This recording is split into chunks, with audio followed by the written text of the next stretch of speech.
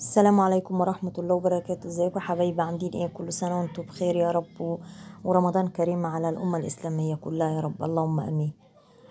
أنا النهاردة الفول دوت أنا عملته قبل رمضان بيوم. عملته بالليل. آه يعني قلت ايه، يعني هحضر كده، بس معلش الفيديو ده نزل بقى متأخر. المهم يعني بليت الفول الصبح أول ما قمت من النوم، وزي ما قلت لكم انا اشتغلت فيه بالليل. ودي كوبايه فول مدشوش، وجزرايه كبيره كده بشرتها، ونص ليمونه، ونص كوبايه عدس. انا بعمله بالطريقه دي وبينجح معايا قوي. بس يعني عشان الفول ما ياخدش منك سوا كتير، يعني مش اقل من، يعني من اول ما تقوم من النوم كده على الساعه 12 كده لحد بالليل. تفضلي نقع الفول اقل حاجه يعني 6 7 ساعات. انا حطيت حبة فول، وحطيت يعني نص الفول بالظبط. القدرة دي بتاخد معايا كيلو فول، بس انا ما بحطش الكيلو كامل عشان الحاجات اللي انا بحطها دي، عشان الفول ياخد راحته بس في القدرة. حطيت نص الفول، وبعد كده حطيت الجزر، وحطيت ليمونة زي ما قلت لكم، وحطيت كوباية فول مدشوش برضو غسلته ونقعته وانت نقعيه. وبعد كده هكمل الفول. هتقولي لي بقى نص الليمونه بيعمل ايه؟ ما تخافيش، هي ولا بيديها مزازه ولا بيديها اي حاجه. اهي نص الليمونه ده ما بيخليش الفول يسود معاكي، وبيديله ريحه حلوه كده. ما تخافيش، حطي الليمونه ما تعصرهاش، حطيها نص زي ما هي كده. الليمونه يعني كامله، مش ان انت تعصريها ولا حاجه، حطيها بقشرها قصدي. وبصي ودوقي بقى الطعم، هيبقى عامل معاكي زي الزبده، ولا اي حاجه تانية انا بحطها معاه. عند السوا هوريكي احط بقى الايه اللي هو التركايه اللي هي ايه بتدي الفول يعني ريحه حلوه وطعم ولون. هتشوفي معايا انا دلوقتي هولع عليه، بس هحطي ميه سخنه، لازم تحطي على الفول ميه سخنه.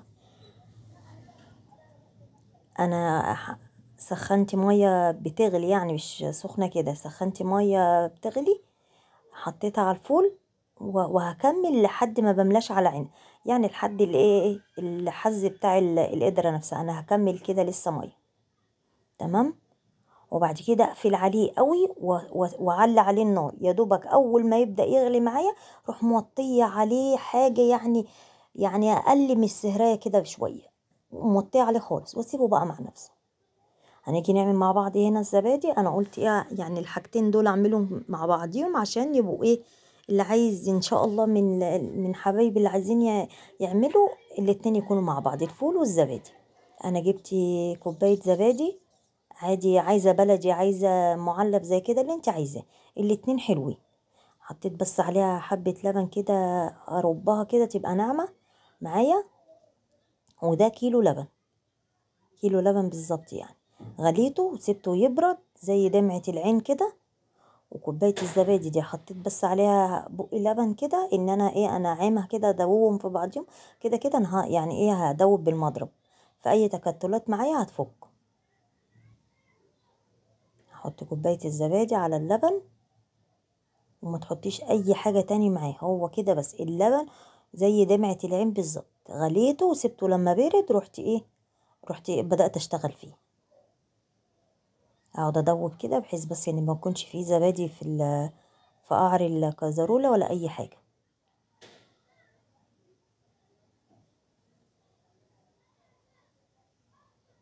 في ناس بقى بتحطي معلقة سكر بحيث ان هو ما، يعني لو اللبن مش اللي هو تمام، يعني بيحط معلقة سكر عشان ما يمررش معاه. لا لا، الحمد لله اللبن ده حلو، هو بقري حلو، فمجرباه يعني.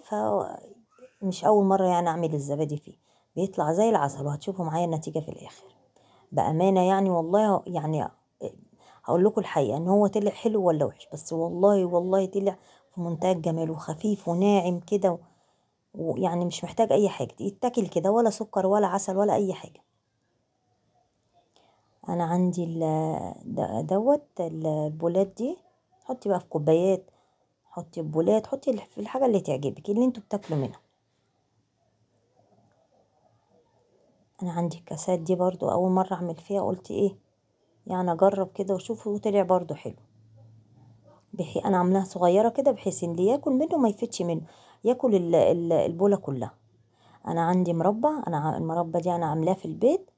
قلت احط ايه، عملت حبه ساده والباقي هعمله بالمربى. حطي معلقتين مربى من تحت كده، وايه برضه اصب عليها اللبن، بيدي طعم جميل برضه جميل. عايزه تضربي اللبن مع المربى كده وتحطيه كلهم على بعض كده، زي ما بنشتري الزبادي بالفواكه، اللي يعجبك. انا حسيت ان الطريقه دي احلى، فبرضه اللي يعجبك شوفي انت حابه ايه واعمليه. في كل بوله حطيت معلقه فراوله او اكتر زي ما انت عايزه يعني، وتحط عليها الزبادي. البوله بقى اللي كان فيها الفراوله اصلا انا كملت برضو عليها.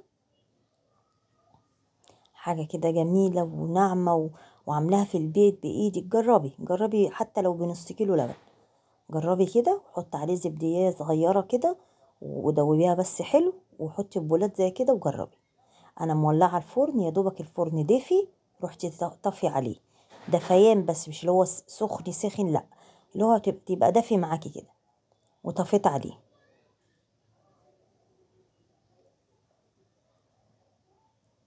بصي بقى كيلو لبن عمل معايا كام والله، وكمان هم مش صغيرين يعني، اللي هم حلوين، ولا صغيرين ولا كبار. انا جبت صينيه هحط فيها الميه اللي هرص فيها البولات، واحط فيها ميه سخنه.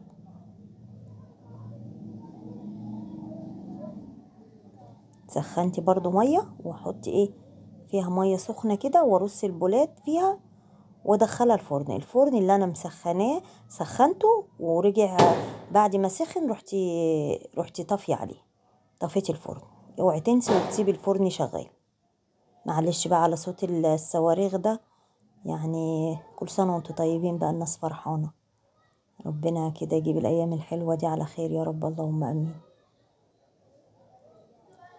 بس الاتنين اللي معايا دول مش هيقضوا، انا هجيب لهم برضو صينيه تاني وهعمل فيهم نفس العمله دي.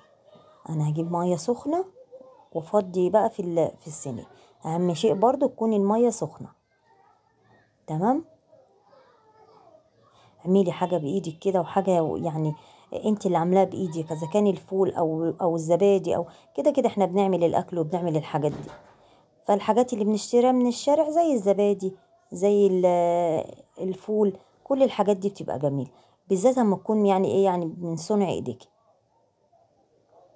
انا والله كلهم انبهروا بالزبادي، يعني ناعم وطعمه جميل، وتحسي مش يعني، سيبك اصلا من انا حاطه مربى في كل بوله مثلا، لا، اللي هو الساده، الزبديه نفسها معسله.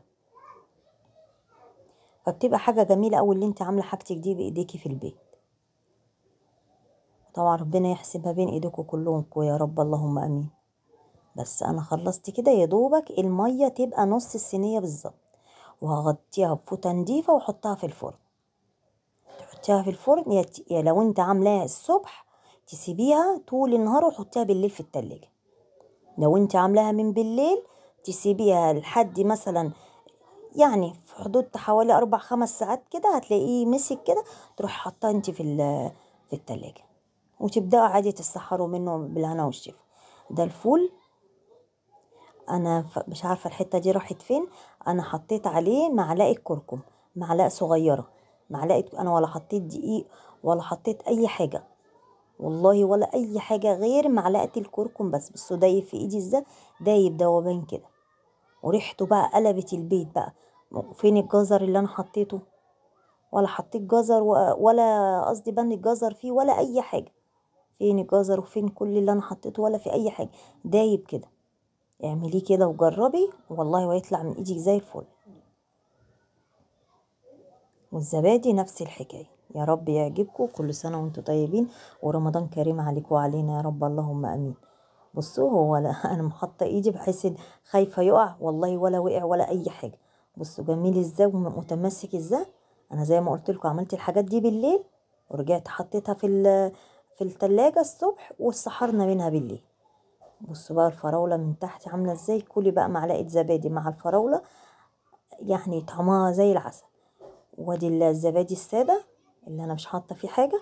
بصوا ناعمة ازاي، وطعمها بقى يعني حاجة كده جميلة. جربي كده وان شاء الله ان شاء الله يا رب يطلع من ايديكي زي العسل وزي الفل، وربنا يديكوا الصحة يا رب. ومتشكرة اوي الحبايب اللي بيبعتولي، وربنا يخليكوا ليا يا رب، ومتشكرة اوي. السلام عليكم ورحمة الله.